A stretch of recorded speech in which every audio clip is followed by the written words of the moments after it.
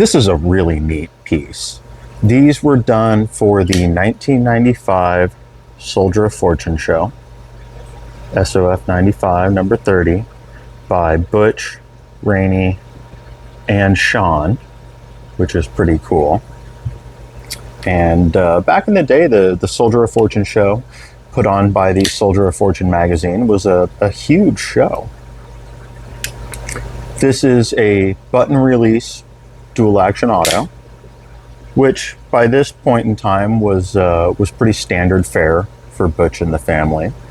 But these are the only ones that I've ever seen. This year they built them with a arming and disarming function. There is a special screw here, focus, right there. You can see the slotted screw, that one right there. And by turning that screw a quarter turn, you can arm and disarm the auto function. A lot of people don't know that most leaf spring fired dual actions have a retention screw somewhere around here in the handle, sometimes on the front side, sometimes on the back side. But that is the screw that limits how far the spring can travel when it kicks the blade out. And if you remove that screw on most DAs and then move the lock bar out of the way, the spring will actually just drop out into your hand, making it easy to replace if there's ever a problem with the spring, and making it easy to convert to just a manual knife for jurisdictional reasons, I've always assumed. But that means that you have to keep track of that spring. And so that makes it kind of a pain in the butt.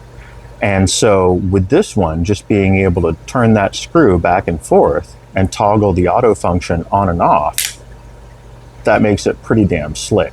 The other really neat thing, because of the way they built this knife, let's see if I can get some light in here. That's going to be way too bright. There we go. If you look, there's no kick spring in the blade well there. What you've got is this little pin sticking through from this side under this scale. The entire auto function is built under this scale on top of this liner, making it super, super sneaky. The only thing you can really see in there, oh God, I bumped the camera, focus. All you can see is that slot for that pin for the kick spring extension, I guess, to travel in. And at first glance, that could almost just look like an internal stop pin to give you a stopping point for the blade when it's closed. Super, super sneaky. The other cool thing is the way that on-off function works. I'll probably do a teardown on this and actually show you guys. But I figured there was just something like a little linkage that came up and just blocked the button. And that's not actually how it works. What it does is it's like a little cam down here. Your kick spring's coming up and it moves the fulcrum point out of the way, and the spring can just come back into place without flexing against that fulcrum point there. It's really, really neat. I think I want to pay, I think I paid around $700 to $800 for this, maybe closer to $1,000. I got it off Arizona Custom quite a few years ago. If you dig back, you can find what I paid for it. I'm pretty sure the listing is still up. It's the only one I've ever seen come up of the 1995 version with this on-off function, and it's one of the only knives I've ever seen built with that kind of functionality.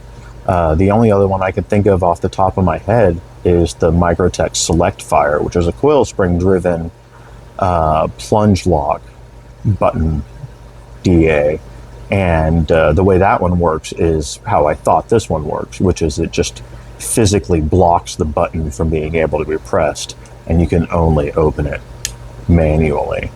Yeah, This one is really, really neat and out of the box with the way it just moves the fulcrum of the spring. So yeah, really cool. Been a while since I had this one out. Figured you guys deserved a look at this, and hope you guys enjoyed it. And I will catch you guys tomorrow. I hope you guys have a good day.